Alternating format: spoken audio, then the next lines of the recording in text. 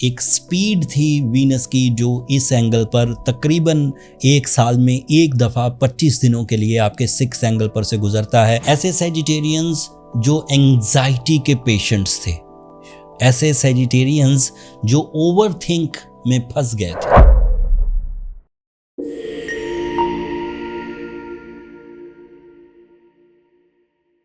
अस्सलाम वालेकुम सैजिटेरियंस, मैं हारिस अज़मी प्रोफेशनल एस्ट्रोलॉजर आपकी खिदमत में हाज़िर हूँ इस हफ्ते की एस्ट्रोलॉजिकल इवेंट्स की डिटेल्स लेकर।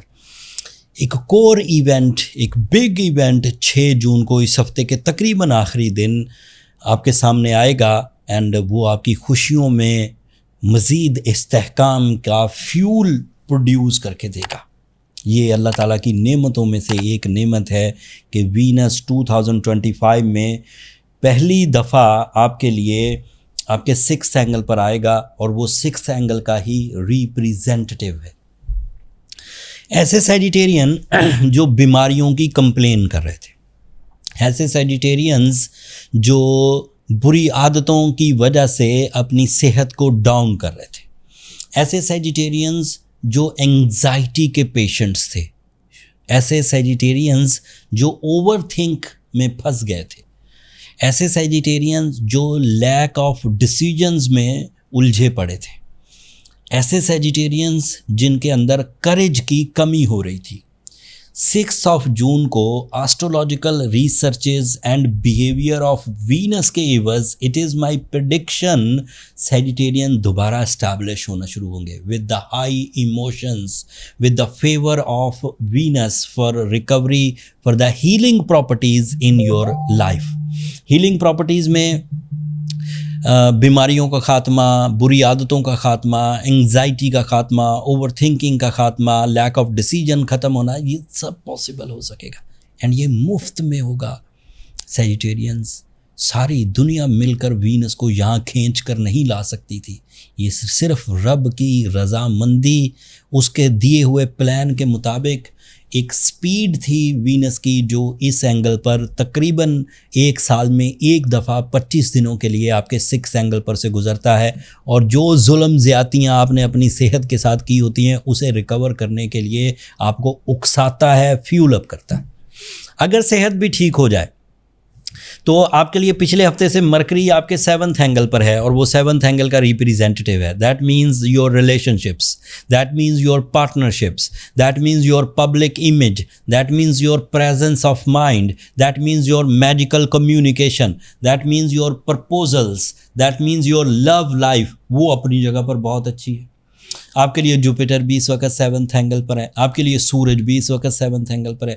सो by rules you are perfectly alright in the time behaviour. इसे और आसान कर दिया जाए तो सादा ये कहा जा सकता है कि तकरीबन ज़िंदगी के हर ही शोबे में अब आपको फेवर ऑफ टाइम या निज़ाम शमसी के जो कवानीन हैं उसके मुताबिक अच्छे दौर से ही गुजर रहे हैं।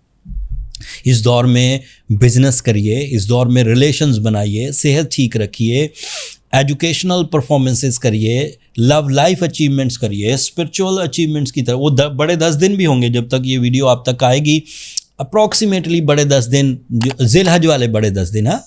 ईद की तैयारियाँ, हज की तैयारियाँ, लोगों के जज्बात, ईद की तरफ, बड़ी ईद भी कहलाती है ईद उल अज़हा, सो वो भी शुरू हो चुके होंगे। तो इस असना में मुझे नहीं लगता कि सैजिटेरियंस को कोई कंप्लेंट्स इंक्रीज़ करेंगी। फिर भी अगर कोई सैजिटेरियन अपने अंदर लैक ऑफ सक्सेसेस देखे, स्ट्रगल देखे, मूड स्विंग्स होते हुए देखें या उनके मुताबिक चीज़ें ना चल रही हों, हालात उनके मुताबिक ना हो, तो उन्हें 2 रेमेडीज़ परफॉर्म करनी चाहिए। जो स्टेबल चल रहे हैं उन्हें चलने दीजिए, वो they are okay with their performances, with their achievements, with their plans. But जो स्टक सैजिटेरियंस हैं, एक तो उन्हें सूरह शम्स ज़रूर पढ़नी चाहिए इन बड़े 10 दिनों में। तो स्पेशली एहतमाम करना चाहिए, जहाँ रोज़े का या दीगर इबादत का, कुर्बानी का आप एहतमाम करते हैं, वहाँ पर आप सूरह शम्स भी ज़रूर पढ़िए। It is excellent for blessings. And साथ में बीइंग अ सैजिटेरियन, रूबी यानी कि याकूत उर्दू में कहते हैं, एक एक्सीलेंट स्टोन है जो बूस्ट अप करता है एनर्जीज़ को, रिपेयरिंग को, प्रोटेक्ट करता है आपको डैमेजेस से। It is a gemological art of healing, and it is a complete art of healing. So go with the ruby of 10 carat with Surah Shams 5 times in a day, and hopefully you will be okay, parallel to the nature with your terms and conditions, inshallah. फिर भी कुछ कमी रह जाए, आपको लगे कि चीज़ें अब भी उतनी अच्छी नहीं हैं, तो फिर बर्थ चार्ट की तरफ जाइए। वो फिर ये ओवरव्यू से आप अपने आप को ठीक नहीं कर पाएंगे, फिर उसके लिए स्पेशल या इंडिविजुअल कैलकुलेशंस ही काम आएंगी। उसके लिए ये नंबर नीचे चलते रहते हैं, आप इन पर रब्ता करके अपने लिए टाइम ले सकते हैं। वो फ्री फोरम नहीं है सैजिटेरियंस, होपफुली आप अंडरस्टैंड करेंगे। एक बात यहाँ रह गई एंड पर, वो मैं कहीं मिस ना कर जाऊँ। आपका रूलिंग प्लैनेट जुपिटर जो इस वक्त 7th एंगल पर है, बहुत आइडियली परफॉर्म कर रहा है। अगले हफ्ते ये एक नए एंगल को ज्वाइन करेगा। नए एंगल पर जुपिटर की जो पोजीशन है वो एक डिफरेंट बिहेव करेगी। मैं उसके लिए तफसील ज़रूर आपकी खिदमत में पेश करूँगा, ताकि आप अपने रूलिंग प्लैनेट की परफॉर्मेंसेस को समझ कर अपने प्लान्स ऑफ एक्शन तरतीब दें। अगले हफ्ते वाली की वीडियो मिस मत करिएगा। थोड़ा सा लेट वीडियो आपकी खिदमत में दूंगा। एक तो ईद की मसरूफियात, वो हमने हाजियों जैसा चेहरा बनाया हुआ होता है, तो पब्लिकली उतना अपीयरेंस नहीं होती, बट मैं कोशिश करूंगा कि टाइमली आपकी खिदमत में पेश कर दूं एंड तफसील से पेश करूं, ताकि आप उसे अच्छे अंदाज से समझ सकें एंड इस्तेमाल कर सकें। अब मुझे इजाज़त दीजिए। अपनी दुआओं में अगर मेरी ये कोशिशें, मेरा ये गिवन नॉलेज आपको वक्त को, अल्लाह की नेमतों को, निज़ाम शमसी को समझने में मदद मिलती हो आपको, तो अपनी दुआओं में मुझे और मेरी टीम को ज़रूर याद रखा करें। चैनल को भी ज़रूर सब्सक्राइब कर लीजिएगा। सैजिटेरियंस, आप लोगों की सब्सक्रिप्शन मेरी हौसला अफजाई की वजह बनती। अगले हफ्ते तक के लिए अल्लाह ने के बाद।